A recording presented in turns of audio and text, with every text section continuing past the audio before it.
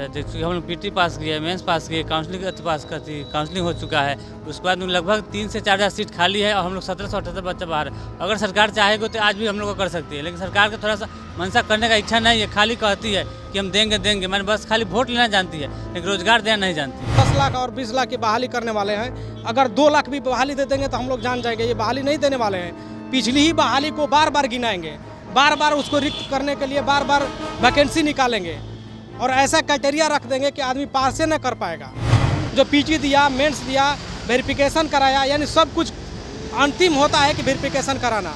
Verification कराने के बाद हम लोग को रोड पर ला कर छोड़ दिया है। नमस्कार, आप देख रहे हैं द बिहार टॉप। मैं हूं आदेशपुरी। बिहार में रोज़गार की बात चल रही है।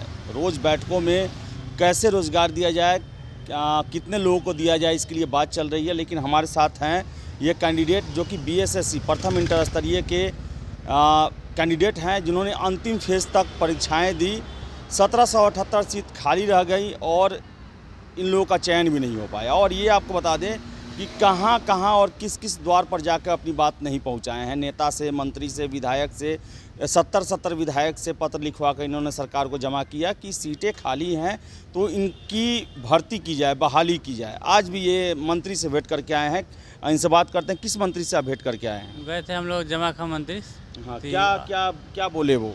बोले हैं कि हो जाएगा, हम प्रयास कर रहे हैं आप लोग के लिए, जहाँ तक होगा हम करेंगे। आप लोग 2-4 आदमी मैंने 21 अक्टूबर को आइएगा, बोले हैं कि हम बात करा देंगे प्रधान सचिव से, सीएम से, जो भी होगा मैंने जहाँ तक नियम कानून होने वाला होगा हम करेंगे, बोले हैं। और सरकार नौकरी की बात कर रही है और आप लोग 8 साल लगा दिए एक परीक्षा में, सीटें भी खाली रह गई। कितना दुखदाई है ये? बहुत दुखदाई है, बहुत कष्ट है। देखिए हम लोग पीटी पास किए, मेंस पास किए, काउंसलिंग हो चुका है। उसके बाद में लगभग 3 से 4 हज़ार सीट खाली है और हम लोग 1778 बच्चे बाहर है। अगर सरकार चाहेगी तो आज भी हम लोग को कर सकती है, लेकिन सरकार का थोड़ा सा मंशा करने का इच्छा नहीं है। खाली कहती है कि हम देंगे, मैंने बस खाली वोट लेना जानती है, लेकिन रोजगार देना नहीं जानती है। कहाँ से आए आप आए हो? मुजफ्फरपुर से आए। मुजफ्फरपुर से। आपका नाम क्या होगा? मेरा नाम सुनील कुमार चौधरी हुआ। क्या कहना है आपका? मेरा कहना यही है कि पीटी पास कर गया, मेंस पास करे, टाइपिंग स्टोर हर चीज़ दी है, उसके बाद हम लोग को बाहर कर दिया गया। ऐसा क्यों किया गया है? मतलब हम लोग को न्याय मिलना चाहिए। अच्छा, कहाँ से आप आए हुए हैं? हम पटना से हैं। पटना से।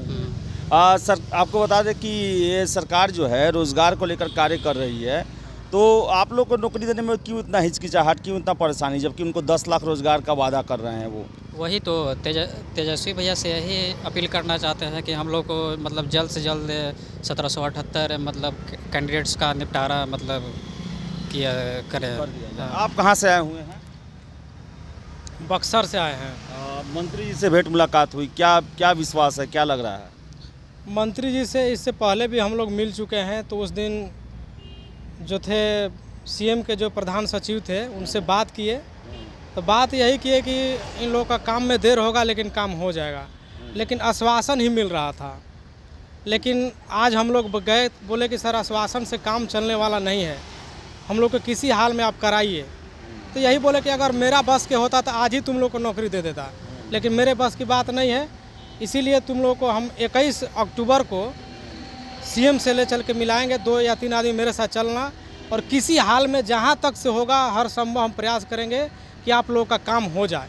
हम यही बोल रहे हैं आप लोगों से। 8 साल आप लोग इस परीक्षा में 8 साल लगा दिए हैं और सरकार रोज़गार की भी बात कर रही है। ऐसे में तो सबसे पहले आप लोग को मिलना चाहिए।